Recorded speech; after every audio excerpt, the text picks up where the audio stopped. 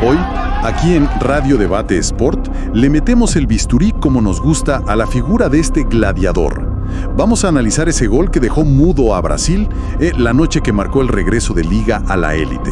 Y esa carrera, ¿no? Esa carrera de auténtico trotamundos que lo llevó a vivir ese momento, digamos, cumbre. Exacto. Y la pregunta que yo creo nos hacemos todos es, ¿cómo este futbolista, un batallador nato, se erigió como el héroe inesperado? El que metió al rey de copas ecuatoriano de nuevo en unas semifinales de Libertadores después de 17 larguísimos años. 17 años, una barbaridad. Pónganse cómodos que el debate arranca ya.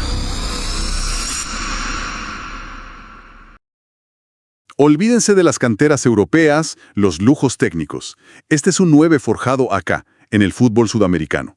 Pura fibra, puro corazón. Tal cual, colombiano, de Itagüí, Antioquia, que es una cuna de grandes futbolistas. Nacido un 27 de febrero de 1995.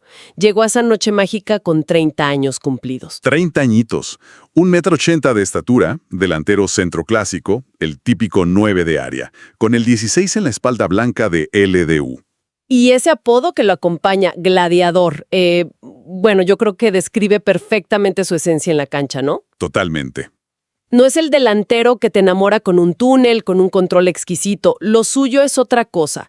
Una potencia física tremenda. Una entrega que roza lo conmovedor en cada disputa. Sí, se nota. Y un espíritu de lucha, bueno, innegociable. Las crónicas de esa noche lo reflejan perfecto, luchando a pura potencia. La peleó, la aguantó y la mandó a guardar. Ese es Medina. Es ese tipo de atacante que ningún defensa quiere enfrentar. Desgasta, choca, presiona la salida rival hasta que fuerza el error. Hay partidos donde termina de verdad visiblemente agotado. Lo entrega todo. Lo deja todo en la cancha. Pero cuidado, como decías, no es solo fuerza bruta. Tiene una velocidad importante para romper al espacio, y esa fortaleza es clave para ganar esos duelos individuales. Justamente, como vimos precisamente en la jugada que cambió la historia en Morumbí. Ahora, la pregunta ¿es suficiente con eso en el fútbol de hoy en día? ¿Alcanza solo con la potencia? Es una pregunta válida, ¿eh? La técnica siempre es, digamos, deseable, pero el fútbol moderno también exige otras cosas. Y este perfil de luchador, de tanque, parece que encontró en el fútbol ecuatoriano, con ese ritmo intenso, físico, el lugar ideal. El ecosistema perfecto para él. Exacto, para potenciar esas virtudes. Su carrera, que ya vamos a repasar, sugiere que ciertos lugares le sientan mejor que otros. Ecuador parece ser su sitio. Volvamos a esa noche entonces. 25 de septiembre en Sao Paulo. ¿Qué partido, eh? ¡Qué tensión! LDU defendía el 2-0 de Quito. Ventaja importante, pero no definitoria. Claro. Y Sao Paulo, con Hernán Crespo en el banco, salió a buscar el partido desde el minuto 1. Como era de esperar, ¿no? Obvio, en su casa, con su gente. Tuvieron la pelota casi todo el tiempo, ¿eh? Creo que cerca del 80% de posesión por momentos, generando peligro constante. Recuerdo un remate de Emiliano Rigoni que pegó en el palo. Uf, el estadio casi se viene abajo. La presión era agobiante. Cierto, la sensación era que el gol de Sao Paulo podía caer en cualquier momento, ¿no? Estaba ahí rondando. Sí. Pero la respuesta de Liga fue notable. Notable en cuanto a disciplina táctica y, sobre todo, mentalidad. Muy ordenados atrás, formando un bloque bajo, muy compacto. Bien cerraditos. Se dieron la iniciativa con el balón, sí, pero cerraron casi todos los espacios hacia el arco de Gonzalo Valle. La estrategia era clara: resistir el vendaval inicial, generar frustración en el rival y esperar Ese momento. el contragolpe. Esa transición rápida para golpear. Y en ese plan defensivo, hay que decirlo, el arquero Valle tuvo una noche consagratoria. Sacó varias pelotas clave. Un muro. Y el momento llegó, justo cuando parecía que Sao Paulo apretaba más. Minuto 40 del primer tiempo. Una contra perfecta, de manual. De esas que se enseñan. Pelotazo largo, preciso, de Lisandro Alzugaray, buscando la diagonal de Medina, que le gana la espalda a la defensa. Y ahí vimos al gladiador en estado puro. La jugada es un resumen de sus virtudes, ¿eh? Totalmente. Pelea cuerpo a cuerpo con el defensor Damián Bobadilla. Aguanta la carga con una fuerza impresionante. No se cae, protege la pelota con oficio, se perfila y ya dentro del área, ¡pum!, saca el remate. Golazo. Potente, cruzado, raso. Imposible para el arquero Rafael. Un golazo tremendo. 0-1 para Liga. Y delirio en el banco visitante, claro. La imagen fue impactante. El banco de LDU explotó, todos abrazados, mientras en las gradas un silencio casi real. Se escuchaba el viento. Más de 60,000 hinchas brasileños enmudecidos de golpe. Fue un masazo psicológico terrible para Sao Paulo, justo antes del descanso. El peor momento para recibir un gol así. El propio Medina lo dijo después. Sin duda, el gol más importante de mi carrera. Y no era para menos. Ese gol cambió todo. Llevó el global a 3-0, obligaba a Sao Paulo a una remontada épica de 4 goles en 45 minutos. Casi imposible. Algo que se antojaba, muy difícil ante la solidez defensiva que estaba mostrando Liga esa noche. Pero el valor de ese tanto va más allá de sellar la clasificación. Significó el regreso de Liga de Quito, el rey de copas, a las semifinales de la Libertadores después de 17 años. Una eternidad para un club de esa jerarquía. Una eternidad. Y fue también un golpe sobre la mesa en una copa dominada, hay que decirlo, abrumadoramente por brasileños y argentinos. LDU demostró que estaba vivo, presente y listo para el siguiente desafío. Nada menos que Palmeiras, otro gigante. ¿Qué momentos nos regala el fútbol sudamericano? Esa pasión, esa tensión, esa épica, es incomparable. Y bueno, para que ustedes que nos escuchan a lo largo y ancho del continente no se pierdan ni un análisis, ni una reacción, ni un debate con esta intensidad que le ponemos aquí en Radio Debate Sport. La invitación. Les hacemos una invitación. Suscríbanse ahora mismo al canal. Es fácil, es gratis y la verdad nos ayudan un montón a seguir creciendo y trayéndoles estas historias. Un saludo gigante a toda la audiencia desde Tijuana hasta la Patagonia. Gracias por estar del otro lado. Continuamos, porque la historia de Medina y ese gol tiene más capas. No fue un acto aislado de inspiración divina, digamos. No cayó del cielo. Exacto. Ese gol en Morumbí es, en cierto modo, la recompensa a un camino larguísimo, lleno de curvas, de altibajos, de probar suerte en distintos lugares. Un verdadero trotamundos del fútbol. Totalmente de acuerdo. Y vale la pena repasar esa trayectoria para entender al jugador. Arrancó en su Colombia natal, claro, en Leones FC allá por 2017. Ahí mostró buenas cosas. Sí, especialmente en la segunda división, con una cifra interesante, 20 goles en unos 60 partidos. No está mal. Para nada. Eso le permitió dar el salto a un gigante como América de Cali en 2019. ¿Fue campeón? Sí, ojo, pero su participación fue más bien de reparto. Hizo 6 goles en 30 juegos. Un rol más secundario. Luego pasó por Deportivo Pasto en varias etapas. Fue un jugador regular, aportando goles, 3 en 56 partidos, pero como que sin terminar de consolidarse como figura indiscutible. Se veía el potencial, pero quizás le faltaba esa continuidad o encontrar el sistema adecuado, ¿no? Puede ser. Porque después de Pasto, decidió probar suerte fuera de Colombia, buscando ese salto de calidad o, también económico, ¿por qué no? Pero las experiencias no fueron sencillas. No, para nada. Pasó por varios países con etapas muy cortas y sin lograr el impacto esperado. Eso me imagino podría haber generado dudas sobre su adaptabilidad. Sí, es lógico. Primero, una cesión a España al Real Zaragoza, en segunda división. Claramente, la adaptación al ritmo, al estilo europeo, fue complicada. Después, un destino más exótico, Qatar, en el Al-Shamal. Eso fue 2021-22. Ahí sí encontró el gol. Metió 11 tantos en 23 partidos. Un buen promedio, la verdad. Sí, buen número. Sin embargo, la estancia fue breve, lo que sugiere que quizás no era el desafío deportivo que él buscaba en ese momento. Y su paso por Grecia en el PAS Lamia en 2023 fue aún más corto y menos productivo. Un gol en 10 partidos. Parecía que su carrera fuera de Sudamérica como que no terminaba de cuajar, ¿no? No encontraba su lugar, hasta que aterrizó en Ecuador en 2023.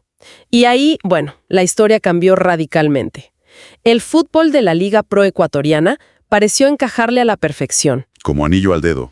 Su primera parada fue SD Aucas, temporada 2023-24, y fue una explosión. 20 goles en 31 partidos. Se convirtió en figura del torneo, demostrando todo ese potencial que insinuaba antes. Tremendo. Ese nivel superlativo en Aucas, lógicamente, llamó la atención de uno de los grandes del continente, Independiente del Valle. Claro, IDB no se duerme. Lo ficha para la temporada 2024-2025. En IDB, si bien es cierto que sus números bajaron un poco, hizo 13 goles en 42 partidos. Que no es una mala cifra tampoco. No, pero fue perdiendo la titularidad con el correr de los meses. Aún así, compitió al más alto nivel, sumó experiencia en un club modelo como Independiente. Y de ahí el último movimiento clave. Su llegada a Liga Deportiva Universitaria de Quito en junio de 2025. Y llegó con una mochila pesada, ¿eh? Pesadísima. Reemplazar al paraguayo Alex Arce, un goleador que había dejado una huella importante. Liga hizo una apuesta fuerte. Le dio un contrato hasta mediados de 2028, demostrando una gran confianza en él. Mucha confianza. Y ese gol en Morumbí, apenas unos meses después de llegar, fue la primera gran validación de esa apuesta. Fue como decirle al club y a la hinchada, aquí estoy, pueden confiar. Es fascinante ver ese contraste tan marcado.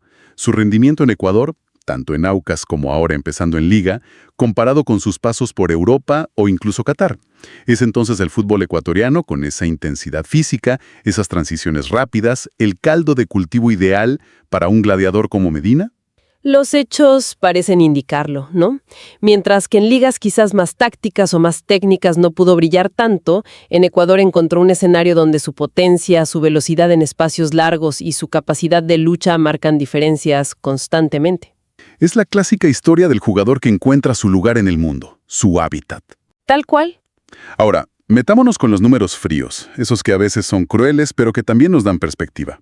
Porque hablamos del héroe de Morumbí, pero ¿era Medina un delantero acostumbrado a marcar goles en instancias decisivas de Copas Conmebol antes de esa noche? Es un punto interesantísimo, sí, porque los datos aquí son bastante reveladores y le dan una dimensión aún más épica a ese gol.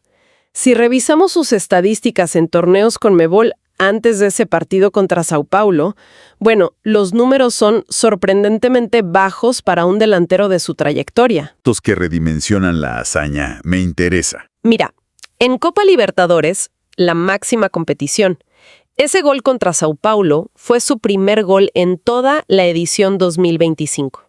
El primero. ¿En serio?